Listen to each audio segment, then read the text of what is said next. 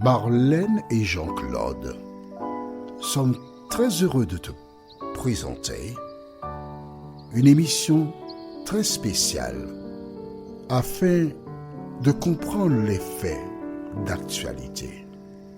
Merci pour ta fidélité.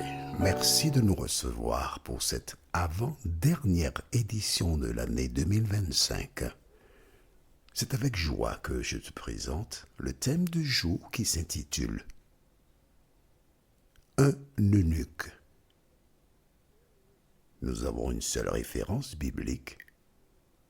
Elle se trouve au livre de Actes des Apôtres, chapitre 8, les versets 26 à 39. Actes des Apôtres, chapitre 8, des versets 26 à 39. Avant d'aborder ce thème, recherchons la présence du Saint-Esprit. Notre Seigneur, notre Dieu, beaucoup de personnes imaginent que le salut vint avec l'avènement de Jésus sur terre. Mais nous sommes heureux de découvrir dans la parole qu'il existe de nombreuses personnes qui ne sont peut-être pas répertoriées dans la Bible, que tu as utilisées pour éclairer les uns les autres. Cet esprit, alors que nous nous apprêtons à étudier à nouveau la parole, merci de nous éclairer. Merci de nous diriger dans toute la vérité, nous t'en prions. Au nom de Jésus et pour ta gloire éternelle. Amen. Tous mes proches savent que lorsqu'il est 20 heures, il existe des exceptions, d'accord? Mais que j'éteins mon portable pour dormir. Mais à 3 heures du matin, je suis déjà réveillé. Pourquoi? Tout simplement parce qu'en lisant la Bible à plusieurs reprises, le Saint-Esprit a inscrit dans mon cerveau que Jésus se levait de bonne heure. Donc, forcément, en ce temps-là, il n'y avait pas de télévision, ni lumière. Avant que le soleil ne se couche, il était déjà organisé pour la nuit. Pourquoi je t'en parle? Tout simplement pour que tu saches que l'ennemi qui connaît la valeur du sommeil, qu'est-ce qu'il fait? Les plus beaux commentaires ou beaux reportages ou belles émissions sont présentés tardivement sur le petit écran, alors que les premières heures de sommeil avant minuit sont les plus importantes. À travers les Écritures, nous découvrons comment nous devons organiser nos vies. Il y a donc un homme qui s'appelle Philippe, qui un jour avait certainement un programme parce que la veille, je sais précisément ce que je prévois de faire le lendemain. Un jour, cet homme est chez lui. Qu'est-ce qui se passe-t-il? Nous lisons dans le livre de Actes des Apôtres, chapitre 8, à partir du verset 26. Actes, chapitre 8, à partir du verset 26. Un ange du Seigneur s'adressa à Philippe en disant, « Lève-toi et va en direction du sud sur le chemin qui descend de Jérusalem à Gaza, celui qui est désert. » Il y avait donc plusieurs chemins, mais celui qui est désert. L'ange est venu, il a parlé à Philippe. Aujourd'hui, Dieu a envoyé Jean-Claude pour te parler. Qu'a fait Philippe? Que fais-tu de ce que Jean-Claude te dit à partir des Écritures? Alors tu vas comparer, verset 27. Il se leva et partit. Or, un eunuque éthiopien, haut fonctionnaire de Candace, la reine d'Éthiopie, et administrateur de tous ses trésors, était venu à Jérusalem pour adorer. Un haut fonctionnaire, s'était déplacé pour se rendre à Jérusalem pour adorer. Tu vois, donc c'était un Éthiopien. Il n'était pas un Hébreu, mais il avait entendu parler de l'Éternel. Et dans la prière de Salomon, il avait fait mention des étrangers qui viendront prier dans le temple. Il demanda à Dieu d'exaucer ces personnes. Alors, l'Éthiopien certainement avait entendu parler de cette déclaration et il revenait. Et que faisait-il? On parle bien de haut fonctionnaire. Hein? Que faisait-il? Nous lisons verset 28. Il repartait, assis sur son char, et il lisait le prophète Ésaïe. L'Esprit dit à Philippe, avance et approche-toi de ce char. Voici un homme qui a été adoré, prié, il repart. Mais Dieu voit qu'il est limité. Dieu voit qu'il cherche la vérité. Du reste, Jésus lui-même déclare, si vous me cherchez de tout votre cœur, vous me trouverez. Et c'est parce qu'il cherchait l'Éternel. Je ne dirais pas comme toi, parce que peut-être que toi, tu le cherches, mais à demi, mais lui totalement. Dieu a envoyé Philippe. Regarde bien. Il entend probablement l'homme qui lit. Mais le verset 29 déclare, l'Esprit dit à Philippe, avance et approche-toi de ce char. Avance. Que fit Philippe? Verset 30, Philippe a couru et entendit l'Éthiopien lire le prophète Ésaïe. Il lui dit, comprends-tu ce que tu lis? On s'arrête ici. Tu vois, ce récit de la Bible, il m'a marqué parce que toutes les fois que je rencontre quelqu'un, je dis que c'est Dieu qui m'a envoyé vers cette personne et mon devoir, c'est de lui parler de Jésus de Nazareth. L'Esprit lui a dit, avance. Et qu'est-ce qu'il a fait? Il a couru. Il n'a pas marché lentement, tranquillement, comme s'il suit un corps qu'on va inhumer. Non, il a couru. Les affaires de Dieu ne doivent pas être faites à la roue libre, les bras croisés, tranquillement, paisiblement. Et quand il arrive, note bien que l'Esprit ne lui a pas dit ce qu'il avait à faire. Il lui a simplement dit, approche-toi de ce char. Mais le même Esprit a mis dans sa tête cette question. Comprends-tu ce que tu lis? Parce que si Dieu m'a envoyé vers toi, c'est parce que tu as une difficulté. Toi qui m'écoutes là aujourd'hui, si tu écoutes ces audios, c'est parce que tu veux connaître la parole de Dieu. Tu veux grandir en lui. Verset 31. L'homme répondit, comment le pourrais-je si personne ne me l'explique? Et invita Philippe à monter à s'asseoir avec lui. On s'arrête ici. Tu vois bien, c'est parce qu'il ne comprenait pas. C'est parce que tu ne comprenais pas. Parce que tu ne comprends pas que Dieu m'a envoyé vers toi. C'est vraiment la même histoire. Seuls les personnages changent, mais c'est la même chose.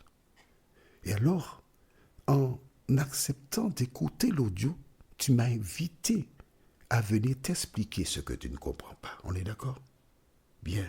Alors, nous continuons au verset 32. Le passage de l'Écriture qu'il lisait était celui-ci. Il a été conduit comme une brebis à l'abattoir et pareil à un agneau muet devant celui qui le tond. Il n'ouvre pas la bouche.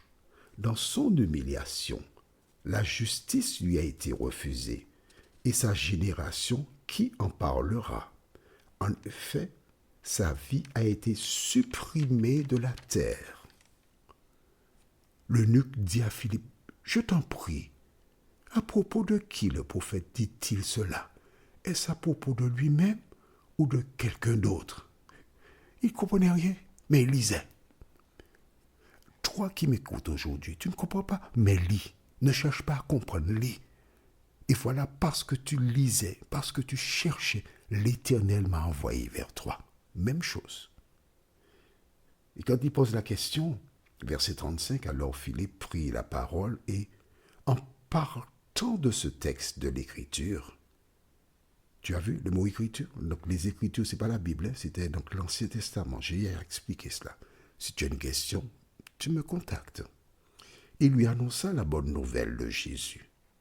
comme ils continuaient leur chemin, ils arrivèrent à un point d'eau. L'eunuque dit, « Voici de l'eau. Qu'est-ce qui empêche que je sois baptisé ?» Alors attention, écoute attentivement. L'eunuque est en train de lire sur son char. Et voici un homme sort de nulle part, débarque, et lui explique certaines choses qui sont écrites. Puis quand il arrive sur cette question, l'homme qui est arrivé lui parle de Jésus de Nazareth. Attention, l'eunuque n'a aucun support. Il n'y a aucune preuve écrite de l'existence de Jésus. Mais probablement il a entendu parler de cette histoire. Mais le Saint-Esprit qui est en lui permet d'entendre, de comprendre, d'accepter le récit. Vois-tu, toi aujourd'hui tu as la Bible, mais lui il n'avait aucune preuve scientifique. Chaque année, dans beaucoup de pays, on célèbre la naissance du Christ. Donc, c'est une chose qui est véritable. Et c'est l'eunuque qui pose la question, voici de l'eau, qu'est-ce qui empêche que je sois baptisé? Alors attention, je veux croire que Philippe, pendant qu'il s'adressait à l'eunuque, il parlait suffisamment fort pour que les soldats et les autres personnes qui l'accompagnaient entendent ce qu'il avait à dire. Il ne parlait pas à l'oreille de l'eunuque, mais seul l'eunuque a dit, voici de l'eau, qu'est-ce qui empêche que je sois baptisé? Que s'est-il passé? Est-ce que l'eunuque lui a dit, en disant cela, a dit, mais qu'est-ce que je dois étudier? Qu'est-ce que je dois apprendre pour être baptisé? Tu vois, aujourd'hui, tu vas découvrir beaucoup de choses. Tu vas voir, hein? Alors, au verset 37, Philippe dit, si tu crois de tout ton cœur, cela est possible. L'eunuque répondit, je crois que Jésus-Christ est le Fils de Dieu. Il fit arrêter le char. Philippe et l'eunuque descendirent tous les deux dans l'eau. Et Philippe baptisa l'eunuque. On s'arrête ici. Ne lis pas la suite. Attends-moi, s'il te plaît. Les soldats ont entendu. Mais qui alla dans l'eau? L'eunuque et Philippe. Pourquoi? Parce que l'eunuque déclara à Philippe, je crois que Jésus-Christ est le Fils de Dieu. C'est la seule question qui lui a été posée. Et il a répondu, je crois. Vois-tu, quand on est baptisé, on accepte Jésus comme sauveur personnel. Et ensuite, que se passe-t-il? Jésus qui vient habiter dans le cœur de cette personne la transforme. Et la personne fait tout naturellement ce que Jésus lui demande parce qu'elle aime Jésus. C'est ça qu'enseigne la Bible.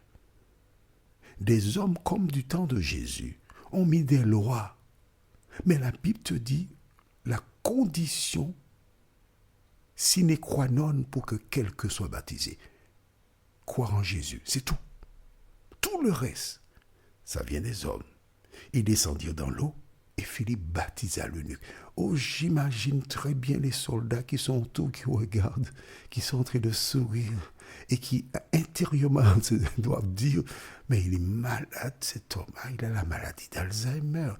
Attends, un homme vient t'emmène dans l'eau là, et si l'homme plonge ta tête, il te noie là. Dans quelle histoire tu te mets là?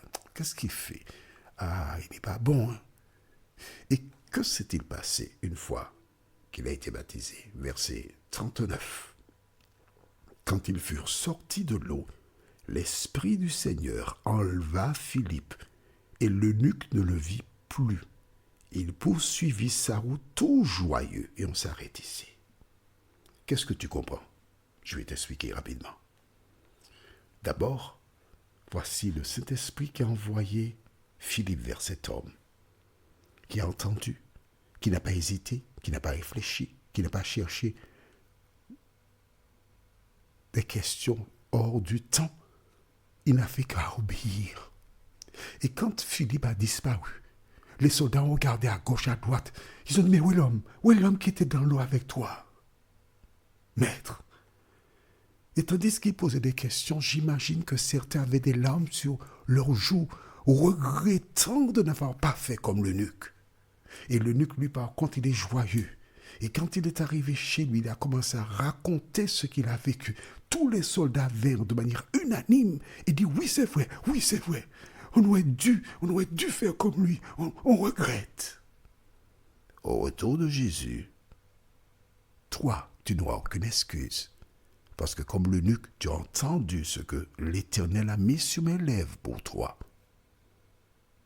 Mais tu as fait comme les soldats.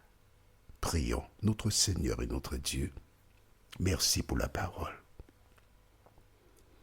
Merci parce que tu nous montres comment un eunuque, un Éthiopien, qui n'était pas un Hébreu, tu l'as utilisé afin qu'il parte chez lui et qu'il raconte que Jésus sauve encore aujourd'hui. Merci pour la parole. Cet esprit continue de nous éclairer, nous t'en prions. Au nom de Jésus et pour ta gloire éternelle. Amen. Que l'Éternel continue de t'éclairer. Et il me tarde de te retrouver. Nous sommes parvenus au terme de notre réflexion.